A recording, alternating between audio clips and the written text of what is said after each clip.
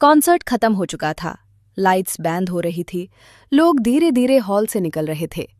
राज अपने रूम में आता है और जैसे ही बेड के पास रखी टेबल पर उसकी नजर पड़ती है, एक हल्की सी छां छां उसके कानों में गूंज जाती है। राज उस छोटी सी पायल को उठाता है। पायल, ये किसकी हो सकती है? और अचानक उसके दिमाग में एक चेहरा उभर आता है। वो लड़की, सिंपल सी, घबराई हुई सी। प्रिया, राज धीरे से खुद से कहता है। नाम भी तो नहीं पूछा मैंने उसका। उधर बाहर कॉरिडोर में प्रिया और अवनी परेशान घूम रही होती हैं। अवनी, अगर मेरी पायल नहीं मिली ना। प्रिया की आवाज कांप जाती है। मम्मी सच में जान ले लेंगी। अवनी उससे तसल्ली देते हुए कहती है। अरे टेंशन मत ले, मिल जाएगी। सोच, जब अंकल का फोन आया था और तू उठाने गई थी, कहीं उसी वक्त तो नहीं गिर गई? प्रिया रुक जाती है। अरे हाँ, हो सकता है।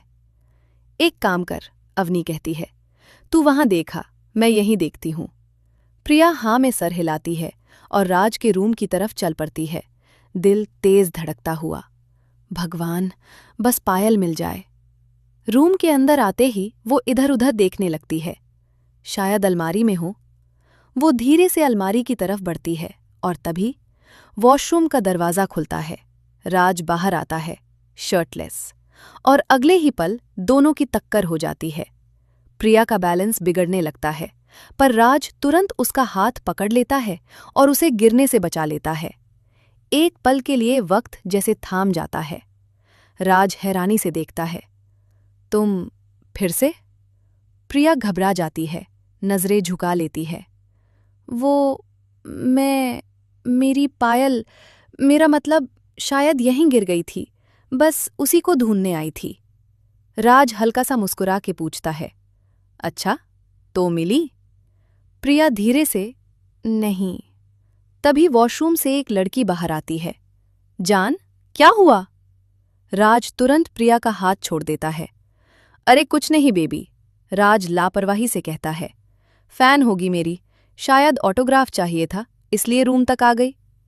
लड़की प्रिया को ऊपर से नीचे तक देखती है और कहती है। तुम फैंस भी ना? पर्सनल स्पेस नाम की भी चीज होती है। और अगले ही पल वो राज के गले लग जाती है, उसे किस करने लगती है। बिना कुछ कहे, बिना पीछे देखे वो वहां से चली जाती है, आंखों में शर्म और दिल में दर्द लिए। बाहर अवनी इंतजार कर रही होती है। क्या हुआ, मिली पायल? प्रिया की आवाज भरी हुई होती है। नहीं, और मुझे नहीं चाहिए। अरे पर हुआ क्या? अवनी घबरा जाती है।